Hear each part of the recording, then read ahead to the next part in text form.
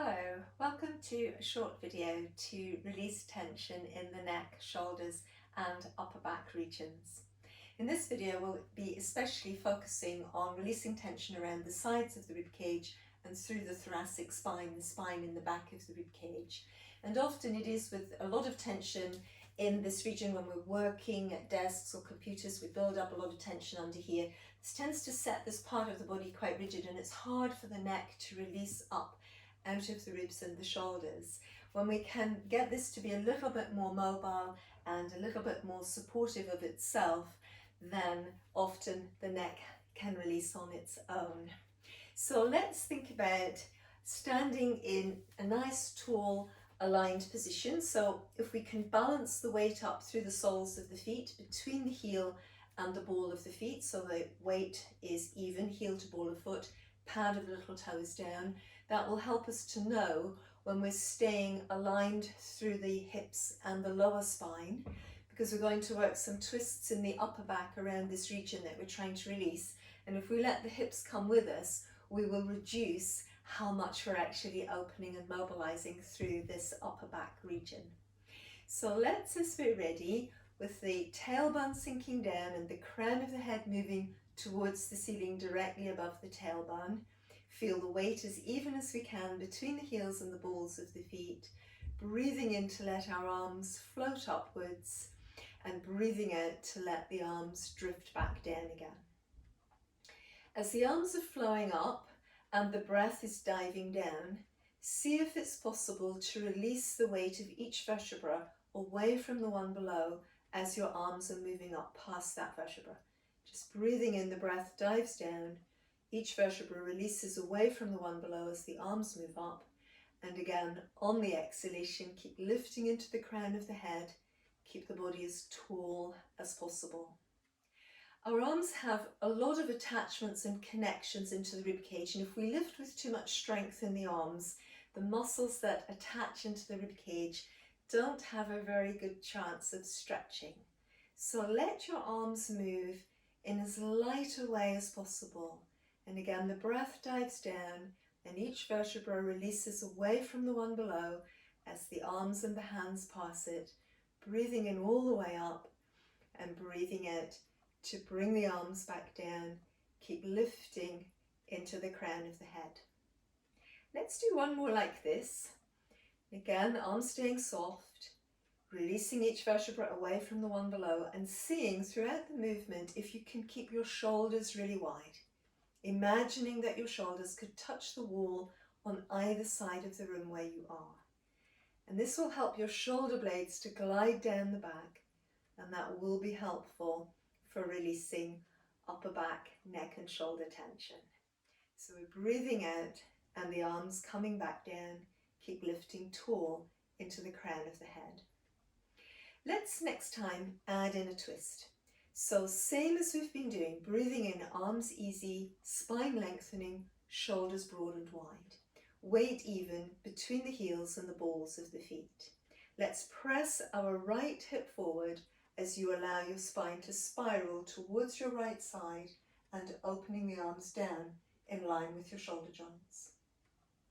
Breathing in again as you're ready, let the arms float up, allowing your body to untwist. And then once again, as you're ready, breathing out to release the arms down and keep bobbing up into the crown of the head. So once again, let's breathe in, letting your breath dive down, allowing each vertebra to lift away from the one below, shoulders broad and your shoulder blades gliding down the back. Weight even, heels to balls of feet. Let your left hip press forward and use the strength in the back of your waist to begin the twist towards your left side, opening the arms so that they're in line still with your shoulder joints, long line, 180 degrees, fingertips to fingertips. Breathing in, let your breath dive down into your diaphragm, arms draw up, unspiraling, breathing out, keep tall through your spine and letting your arms come back down.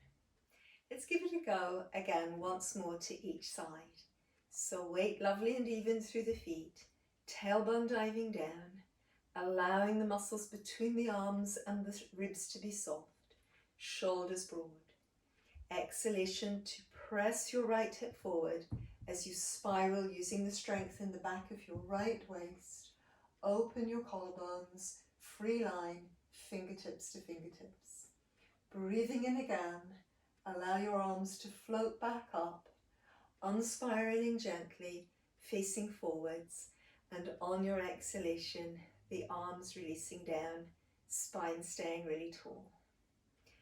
Once more again, weight even through the feet, tailbone sinks, but the rest of the spine releases vertebra by vertebra towards the sky. Just allow the connections between the arms and the ribs to be soft. Shoulder blades sink down the back. Left hip presses forwards as you engage the strength in the back of your left waist, spiraling, letting your head and neck look back towards your left arm, open fingertips to fingertips, breathing in again, releasing the arms upwards, unspiraling, and once again, arms releasing downwards. Good, well done. So probably already you can begin to feel a little bit more space through this thoracic region. And we're going to continue to work with a twist and a release between the arm and the rib cage. So this time, again, weight still staying even, heels to balls of feet as we work into the twist. We can just let the arms begin in front of us with our collarbones open and the shoulder blades drifting down the back. And this time, as your right arm lifts up on an inhalation, keeping both shoulders really broad and open, really wide, letting your right hip press forward as you spiral through into your right side, and then as you breathe out, let the arm complete the circle, come forwards again. So shoulders wide, keeping the shoulders wide, pressing your left hip forwards this time, using a spiraling action in the back of the waist, in-breath in this phase, exhalation to come back. So just as you're ready, an inhalation, keep your shoulders broad and open, let your shoulder blades slip down the back on your right side, breathing in, you're reaching up, spiraling, pressing your right hip forward, opening the right arm behind, exhalation to complete the circle, arm returns. So breathing in, shoulders wide, left arm lifts up, using the strength in the back of your left waist as you press your left hip forward, spiraling action towards the left side behind you, breathing out to pull forwards again. So this particular twist does really need us to open up so much more on the side of the rib cage. Try to keep your arms soft so that that can happen. Check in that your hips aren't moving with you, that the weight is staying even through your feet. If your hips are moving, then the weight will be changing through your feet. So you don't have to see your hips to know. It's a lot easier to feel if the hips are moving through the feet than from the hips themselves. So breathing in again, breath dives down, create space between your ribs, activate on the left waist, keep pressing the left hip forward, exhalation to come around. So now we can reverse it, breathing out to send the arm down and back, pressing your right hip forward, breathing in to flow up and over again. Breathing out to let your left arm release down, back of your left waist works, left hip presses forwards, breathe in, arm returns. So release down towards your right, spiraling, and then breathing in, flow up and forwards. Breathe out to release towards your left, spiraling, keep pressing the left hip forward, breathing out to come back. As you return each time, try to be open in the collarbones and your shoulder blades gliding down the back. Right hip presses forwards, breathing out and breathing in. Left hip presses forwards, spiraling, breathing out, breathing in. Last time to both sides, breathing out and breathing in, breathing out and breathing in. And once again, relaxing and softening. And I hope after that sequence that you do feel a lot freer and a lot easier through the thoracic spine.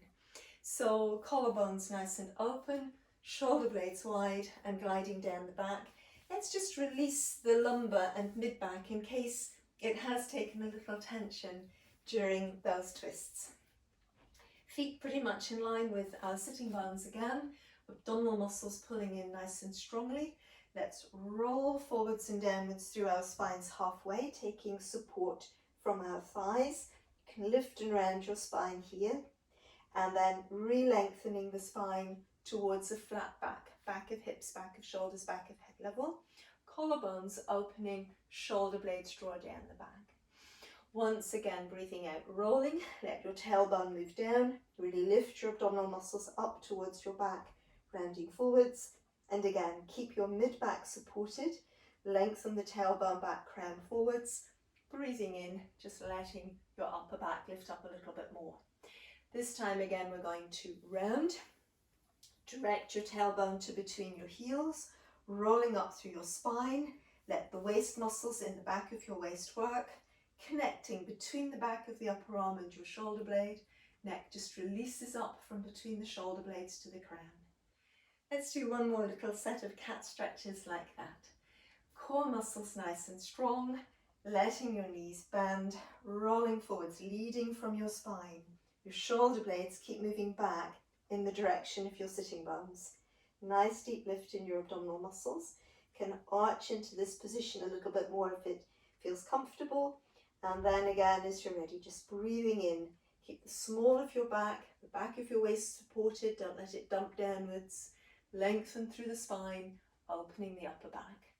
Breathing out, tailbone pulls under. Ideally lift your lower abdominal muscles up and then your midsection muscles up to roll your spine. Breathing in, breathing out rather, and then breathing in now as you re-lengthen the spine between the tailbone and the crown.